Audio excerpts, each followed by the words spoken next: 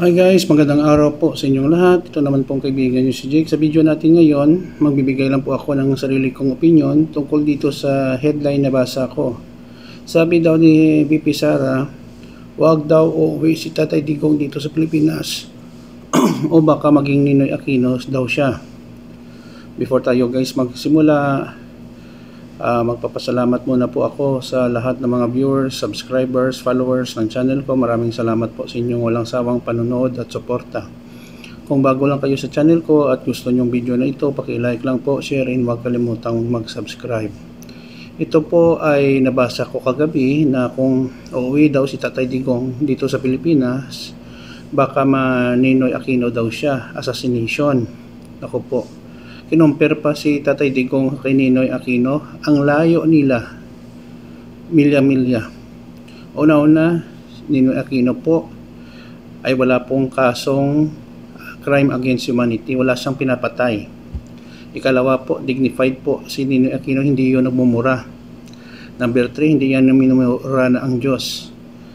At tinuturing din na bayani si Ninoy Aquino kasi hindi siya gumagamit ng dahas para maitapon doon ang diktatoryang Marcos, no, senior.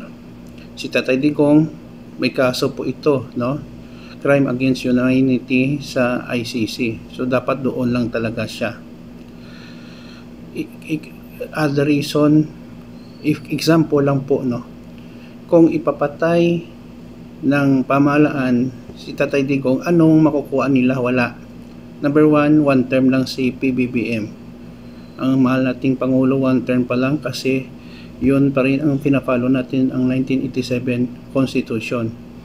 One term, 6 years, ang isang presidente hindi na siya pwede makatakbo bilang presidente ulit. Ikalawa, may kaso na siya doon sa ICC. There's no point kung sino pang ang papatay sa kanya kasi may kaso na sa doon. Katatlo, posible din na may mga kaibigan si Tatay Digong na kaalyado na bumaliktad na kung papatayin siya para mapaalis, magiging suspect si President Bongbong Marcos at mapaalis kahit wala namang ebidensya na wala talagang hindi yan gawain kasi ang ating presidente mabait, hindi nagbumura, etc. So, tignan natin, no? Medyo strategy din nila na palabasin na si Tatay Digong kung mamamatay pag uwi dito, martir, para magsimpatay sa kanya ang mga tao. Natatawa nga ako sa mga supporter dito, no, ni Tatay Digong, hindi sa mga DDS. Minsan kasi out of ordinary ang kanilang pag-iisip eh.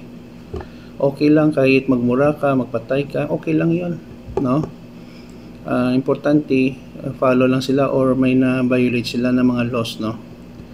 So kayo na po umusga, no, sa sinabi ni VP Sara, no? So maraming salamat po guys. Sana po may nakuha po kayo dito.